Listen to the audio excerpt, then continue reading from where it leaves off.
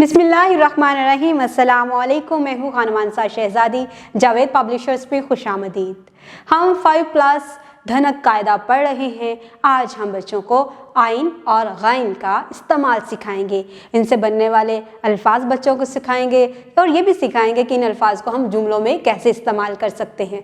इसके बाद हम बच्चे को आइन और गाइन की छोटी अश्काल से भी मुतारफ़ करवाएंगे और उनको हम अल्फाज और जुमलों में कैसे इस्तेमाल कर सकते हैं ये भी बताएंगे। तो चले आए चलते हैं अपने सबक की तरफ। तो प्यारे बच्चों, ये किसकी तस्वीर है? जी, ये अमारत है। Very good. और ये कौन है? जी, ये औकाब है, जो बहुत बुलंद परवाज़ करती है। जी, और इसकी आंखें बहुत तेज़ होती हैं। ये दूर से चीज़ों को देख लेती है और अपने शिकार को तो ये बहुत दूर से तेज़ी से देखकर झपट लेती है और फिर शिकार करके दूर उड़ जाती है। जी, ये औकाब है। ये क्या है? ये गुब्बारा है।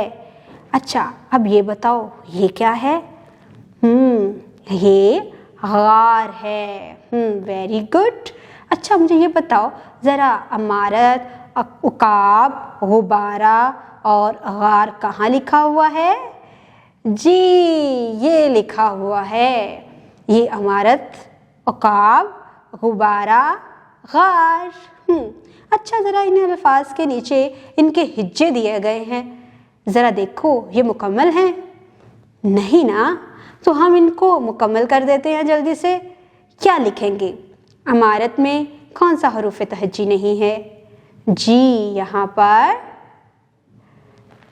आइन नहीं है। औकाब में भी आइन, गुब्बारा में भी गाइन और गार में गाइन नहीं है। हम जल्दी जल्दी इसको लिख देते हैं और मुकम्मल कर देते हैं।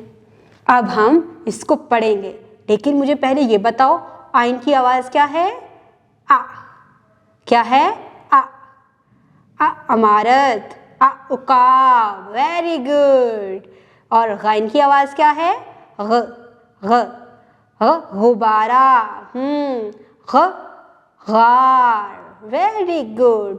अच्छा, आपको पता है जब हम आइन और गाइन के साथ मज़ीद हरूफ तहज्जी जोड़ते जाएंगे और आवाज़ों के साथ मिला के पढ़ते जाएंगे तो नए अल्फाज बनना शुरू हो जाएंगे।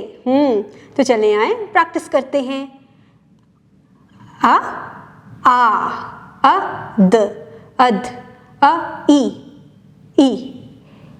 ग, गा, द, गद, गी, गी। Very good. इसके अलावा भी बहुत से अल्फाज बनते हैं, जैसा कि आइन से आदत, आबिद, तर। Very good.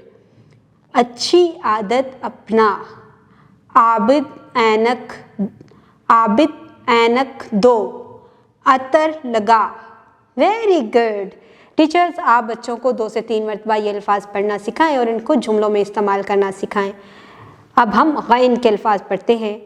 गौर, गुलाफ, गुस्सा। गौर से सुन, कुरान मजीद का गुलाफ ला, गुस्सा ना कर। Very good. अच्छा, अब हम इनको लिखना सीखेंगे। आइन और गाइन की छोटी शक्ल हम हमेशा अल्फाज में कैसे लिखेंगे।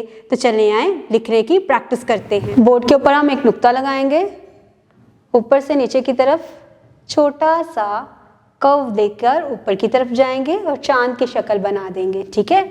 इसके बाद हम नीचे बड़ा पेट बनाएंगे। ये आइन है, ये आइन की मुकम्मल शक्ल है। अगर हम इसी के ऊपर एक नुक्ता लगा देंगे तो ये गाइन की मुकम्मल शक्ल बन जाती है। छोटी शक्ल लिखेंगे, क्योंकि जब भी हम अल्फाज में शुरू या दरमियान में लिखेंगे तो हम गाइन की कौन सी शक्ल लिखेंगे? अल्फाज के शुरू में आइन इस तरह से आता है और इसके ऊपर अगर नुक्ता लगा दें तो ये गाइन की छोटी शक्ल बन जाती है। तो इस तरह से हम हमेशा अल्फाज के जब शुरू में लिखेंगे तो आइन और गाइन इस शक्ल में आएगा। हम इनको अल्फाज में इस्तेमाल करेंगे और फिर जुमलों में भी। ये टीचर्स आपने बच्चों को इसी तरह से क्लास में प्रैक्टिस करवानी है। अल्फाज में आइन और गाइन किस तरह से लिखेंगे और इनकी छोटी शक्ल का इस्तेमाल कैसे होता है, ये हम पहले बच्चों को सिखाएंगे, बोर्ड के ऊपर प्रैक्टिस करवाएंगे, प्री राइटिंग एक्टिविटीज़ के ज़रिए भी हम बच्चों को सिखाएंगे। इसके अलावा हम जब इमला के लिए लेके जाएंगे तो उससे पहले हम जावेद पब्लिशर्स की प्रोवाइड करदा वर्क बुक का इस्तेमाल करते हुए बच्चों को मज़ीद आइन और गाइन लिखने की प्रैक्टिस करवाएंगे। कुछ काम हम क्लास में करवाएंगे, कुछ हम होमवर्क के लिए दे देंगे, और जब बच्चा इसको सीख जाएगा तो हम इसकी इमला भी लिखवाएंगे ताकि बच्चा बेहतर तरीके से आइन और गाइन लिखने के काबिल हो जाए। उम्मीद करती हूँ आपने इस वीडियो से बहुत कुछ सीखा होगा। अपना बहुत सारा ख्याल रखिएगा और जुड़े रहें बोलती किताबों के साथ।